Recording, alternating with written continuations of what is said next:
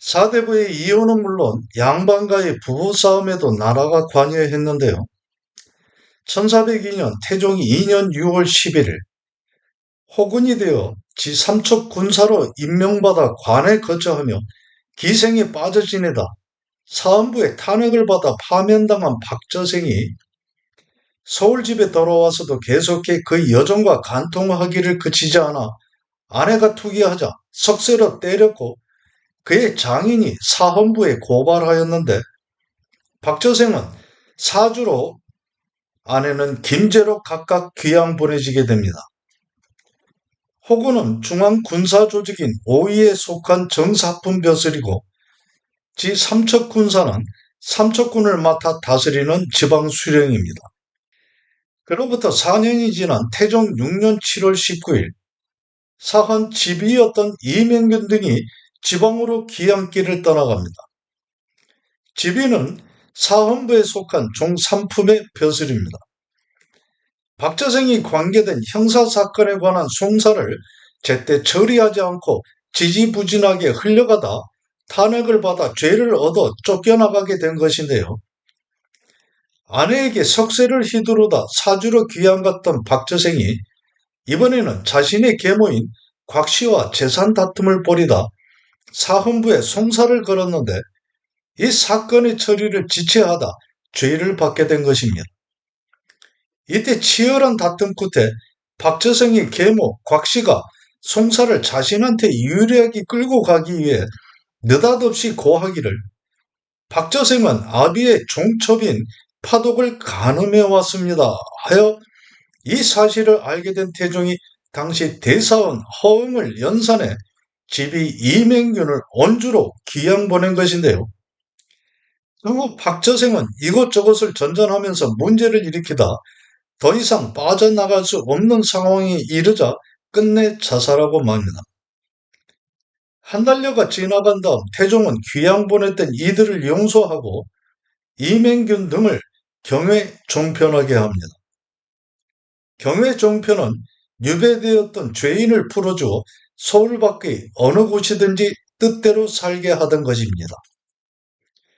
글씨와 시문에 뛰어났던 이맹균은 목은 이색의 장손입니다. 고려말의 문신이며 유학자인 목은 이색은 포은 정몽주, 야은 길재와 함께 사문으로 불리었는데요. 이색이 맞손자인 이맹균은 할아버지의 영향이었는지 고려말에 13세의 나이로 진사시에 합격하고 1385년 고려 5왕 11년에는 문과에도 합격해 이후 예조참판, 경기도 관찰사, 공조판서, 예조판서, 이조판서, 병조판서 등을 지내고 의정부의 차관격인 종1품의 의정부 찬성에 이르게 됩니다. 1440년 세종 22년 6월 5일 형주와 한성부 의금부에 명합니다. 홍제원 길가에서 여자 시체가 발견되었으니 엄중히 조사에 아뢰어라. 시체의 발견으로 조정이 이미 시끄러워져 있던 터였는데요. 세종의 특별한 명이 있고 5일이 지나간 날 좌찬성 이맹균이 나타나 아뢰입니다. 이맹균의 나이 69세일 때입니다. 집에 여종이 죄가 있어 신의 처가 사내종으로 하여금 장을 치게 하고 그 머리카락을 자르게 하였는데 5월 13일에 이르러 죽었습니다. 신이 즉시 사내종 두서너 사람에게 매장하게 하였는데 돌아와서는 묻었다고 했습니다. 신은 그렇게만 알고 있었는데 이제 들으니 홍제원 길가에 여자 시체가 있어 삼사에서 범인을 찾고 있다 하기에 신이 의심스러워 그 종들에게 물으니 홍제원 길가에 버렸다고 하여 그때서야 죽은 사람이 신의 집 여종인 것을 알게 되었습니다. 사내종들이 신을 속였으리라고는 생각하지 못했던 일이기에 신은 놀랍고 두려워 감히 아뢰입니다. 그의 세종이 짧게 대답합니다. 나는 이미 다 알고 있었다. 누비의 목숨을 하찮게 생각하는 이런 일들이 비일비재하게 생겨났고 주인의 잘못을 고발할 수 없는 법의 한계로 인해 대부분 사건이 그냥 묻혀가기 일쑤였는데요. 그래서 세종은 4년 후인 1444년에 노비를 함부로 구타하거나 죽이지 말라는 법을 세워 특별히 명하기도 합니다. 세종이 시체에 대한 조사를 엄중히 해 아랠 것을 명하기 훨씬 이전부터 의심 가는 사람들을 잡아들여 형장을 가하기도 하면서 조사가 이루어지고 있었기 때문에 조정 대신들 또한 일의 사정을 잘 알고 있었던 터였는데요. 집안의 일을 잘 다스리지 못해 나라가 시끄럽게 된 일에 있어 조정 대신인 이맹균으로서는 쉽게 자리를 떨치고 일어나 직고하기가 어려운 일이기도 했을 것입니다.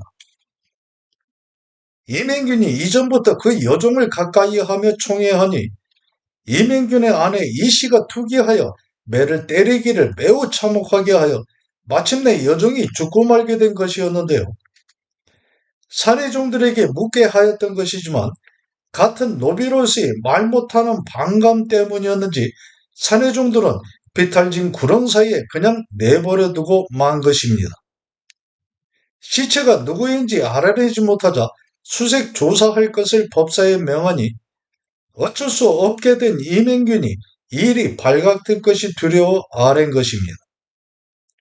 세종이 의정부에 이 사안을 내려 의논하게 하니 영의정 황희, 우의정 신계, 우창성, 하연 등이 아래입니다. 의정부 좌찬성으로 이들과 함께 국가대사를 논하는 자리에 있던 이맹균이 이제는 그 대상이 되어 죄가 결정되게 된 것인데요. 조정 대신인 이맹균이 집안을 바르게 하지 못해 늙은 아내가 투기하는 마음을 억제하지 못하고 집의 여종을 함부로 죽였으니 그 죄가 너무나 크기만 합니다. 더구나 3, 4에서 여러 날에 걸쳐 잡취하고 있었기 때문에 무고한 사람들이 잡혀와 고문을 당함으로 온 나라가 떠들썩했고 이맹균이 그동안 감추고 고하지 않았으니 그것은 부인이 막았었기 때문입니다. 이러한 행동은 조정의 법도를 두려워하지 않았기 때문이었습니다. 마침내는 끝내 숨길 수 없을 것임을 깨닫고 어쩔 수 없이 아내였으나 아내 말에는 사실이 아닌 것이 많고 또 아내의 죄를 덮고자 했으니 대신의 도리로 어찌 이리 고약할 수 있겠습니까? 이맹균 부처를 사헌부에 내려 그 죄를 다스리소서. 잡지는 죄인을 신문할 때 육조와 사헌부 사관원의 관원들이 한자리에 모여 그 죄를 추궁하고 다스리던 일입니다. 의금부, 형조, 한성부에서 여러 날 동안 조사해 오는 과정에서 여러 사람이 옥에 갇히고 혹은 채찍으로 때리기도 하여 도성안의 사람이 모두 그 피해를 당하고 있었는데요.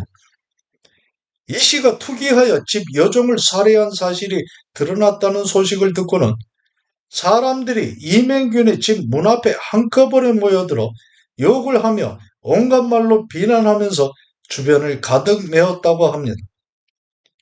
며칠이 지나 사헌부에서 아뢰입니다. 이맹균의 처 이 씨가 투기하여 그 여종을 억울하게 죽였는데도 이맹균은 아내의 죄악을 덮고자 하여 마치 여종이 죄가 있는 것처럼 기망하여 아뢰었으니 청하건대 법대로 처치하소서. 또한 이 씨는 남편의 첩을 멋대로 죽였으니 다만 법대로만 처벌하게 되면 악을 징계할 수 없게 되므로 청하건대 이맹균의 부처를 이혼하게 하여 밖으로 내쫓아 앞날을 경계하소서. 그래서 이맹균은 관직을 파면당하고 아내 이씨 또한 자기를 박탈당하는데요. 당시 사람들은 자식도 없이 나이 70이 다 되어 투기하다 이런 일을 벌인 이씨의 행위를 웃음거리로 삼았다고 합니다. 의정부에서 아릅니다. 이맹균의 처 이씨는 죄 없는 여종을 죽였으나 죄는 무거움에 반해 벌은 가벼운 것에 많은 신하와 백성들이 실망하고 있습니다. 청하건대 사헌부에서 아랜대로 처치하소서. 이 씨가 도리에 어긋나는 행위를 한 것은 오직 가장이 집안을 제대로 다스리지 못한 때문이다. 그래서 이맹균의 직을 파면했다. 이씨 또한 작첩을 회수했는데 이미 노쇠한 사람한테 달리 어떤 죄를 더 가하겠는가? 이씨가 투기하여 여종을 살해했으니 죄악이 그득합니다. 하물며 여인에게는 칠거의 도리가 있지 않겠습니까? 이제 이씨는 투기하고 자식을 두지 못해 그중 이거를 범했으니 청하건대 사헌부의 아뢰대로 하시어 신하와 백성들의 마음을 풀어주소서. 투기하는 것은 부인의 일상사다. 또 여인에게는 산불거가 있으니 가난했으나 부귀하게 되면 버리지 못하는 것이고 함께 3년상을 치렀으면 내쫓을 수 없는 것이다. 인씨가 비록 투기하고 아들을 두지 못했지만 이 두 가지 버려서는 안 되는 도리가 있으니 갑자기 두 사람을 이혼하게 할 수는 없다. 또한 대신의 아내로서 봉작을 받은 부인에게는 형을 가할 수 없는 것이니 자기를 거둔 것만으로도 충분하다. 남편이 되어 아내의 행동을 금하지 못했으니 맹규는 정말로 죄가 있을 뿐이다. 세종은 바로 사헌부의 명에 벼슬을 거둬들이고 이맹균을 황해도 우봉현으로 쫓아내게 합니다. 칠거는 아내를 내쫓을 수 있는 7가지 이유인데요. 시부모에게 불손하고 자식이 없으며 행실이 음탕하고 투기하며 몹쓸 병이 있고 말이 지나치게 많거나 도둑질을 하는 경우 등입니다. 삼불거는 칠거에 해당하더라도 내쫓을 수 없는 3가지 이유인데요. 부모의 3년상을 함께 했거나 처음에는 가난했지만 훗날 부자가 된 경우 아내를 내쫓았을 때 의지할 데가 없는 경우 등입니다. 이맹균이 귀양과 2달려가 지나간 때 심리적인 타격이 컸던 탓인지 황해도로 귀양간 이맹균이 병에 걸려 임금이 약제를 내려 이맹균의 조카를 보내 병을 치료하게 하는데요. 보름 후 마음이 쓰였던 세종은 이맹균의 석방을 명합니다. 그러나 귀양살이가 풀려 서울로 돌아오던 이맹균은 병이 깊었던 탓인지 개성부에 이르러 객사하고 마는데요. 당시 사람들은 이맹균이 아내에게 눌려 살다가 죽음도 편하지 못했음을 안타깝게 생각했다고 합니다. 학문에 힘써 묻기를 좋아하고 잔잔한 성품으로 인자하게 사람을 대했다 하여 시호를 문해라고 짓게 됩니다. 세자에게 학문을 가르치는 세자 빈객이기도 했던 이맹균에게 뒷날 문정이 된 세자 또한 조문하며 아쉬움을 나타냅니다. 돌이켜보면 공은 타고난 기품이 단아하고 학문이 정결하며 매우 깊었습니다. 선대를 이어 도우시면서 명망과 업적이 많으셨는데 스승이 되시어 본받을 만한 일 또한 많았습니다. 그 고상한 풍채를 100년이 되도록 우러러 뵙고자 했는데 어찌 한 번의 병환으로 그 먼 곳에서 갑자기 떠나가십니까? 깊은 슬픔을 누르고 그 덕을 생각하며 술 한잔 올려드리니 받으시기 바랍니다. 2년 후인 1442년 세종 24년 10월 21일 사헌부에서 아래입니다. 이제 찬성 이맹균의 아내 이씨의 자기를 돌려주라 하시나 이씨는 부인으로서의 도리를 전혀 하지 않았으니 자기를 돌려주는 것은 옳지 않습니다. 그들의 말은 옳다. 그러나 대신의 아내인데 그 의리를 끊는 것은 옳지 않고 또 여종의 죽음은 그가 고의로 살해한 것이 아니니 자기를 돌려주려 하는 것일 뿐이다. 그러나 당시 한성부가 검시한 바를 살펴보면 여종은 다만 살과 죽과 뼈뿐이었습니다. 이것으로 보건대 이씨가 고의로 굶주리게 하여 죽음에 이르게 한 것이 명백합니다.